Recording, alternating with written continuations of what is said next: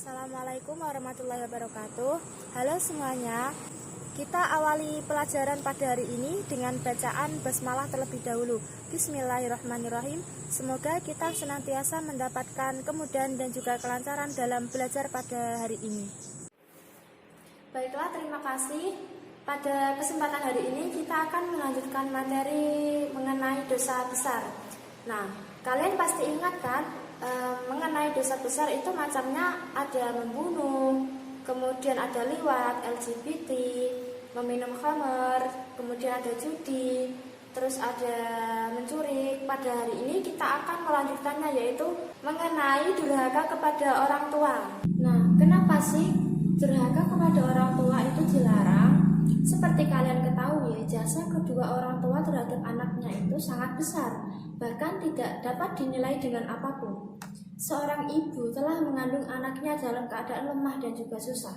Dia menyambung nyawanya untuk melahirkan anaknya, kemudian memelihara dan menyusuinya dengan penuh kelelahan dan juga perjuangan.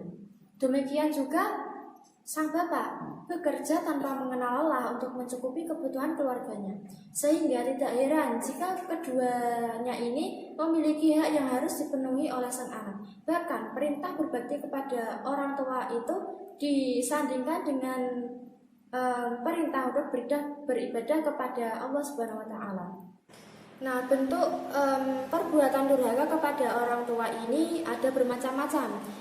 Yang pertama yaitu mengucapkan perkataan yang menunjukkan tidak suka, seperti kayak kecap gitu.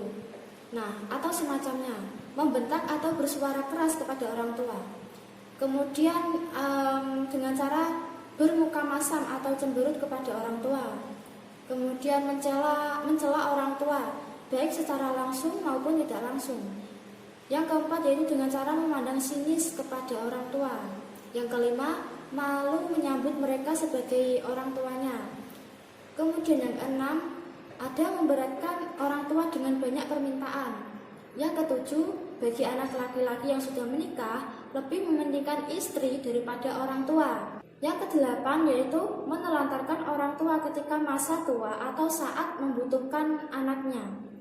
Kemudian dampak durhaka kepada orang tua sendiri itu yang pertama dibenci oleh Allah Subhanahu wa Ta'ala. Allah akan ridho terhadap seseorang jika orang tua ridho, dan apabila orang tua murka, maka Allah pun akan murka. Kemudian yang kedua yaitu disegerakan untuk mendapatkan azab di dunia. Seorang anak yang durhaka kepada ibunya tidak hanya mendapatkan dosa, namun juga Allah akan menimpakan azab. Yang ketiga yaitu terhalangnya masuk surga.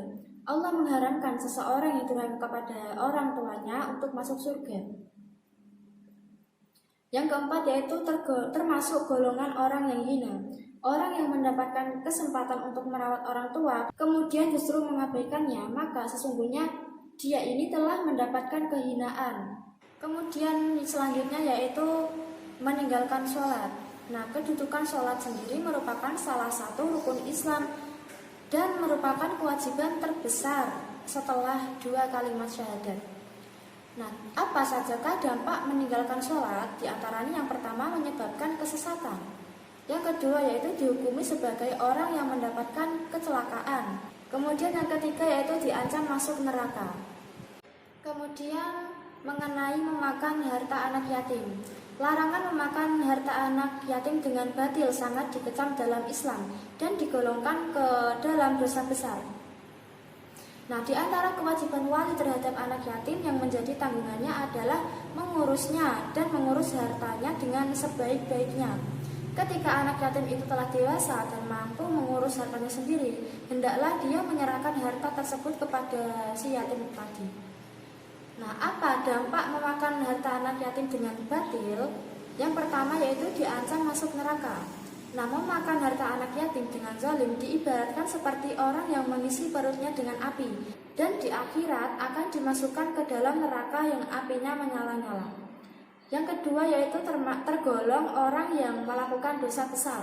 Memakan harta anak yatim secara batil merupakan salah satu perbuatan yang dikategorikan dosa besar, yang ancaman dosanya itu disamakan dengan dosa syirik, sihir, membunuh, memakan riba, berpaling dari perang yang berkecambuk, dan menuju zina. Demikian pembahasan materi pada hari ini, semoga bermanfaat. Terima kasih. Wassalamualaikum warahmatullahi wabarakatuh.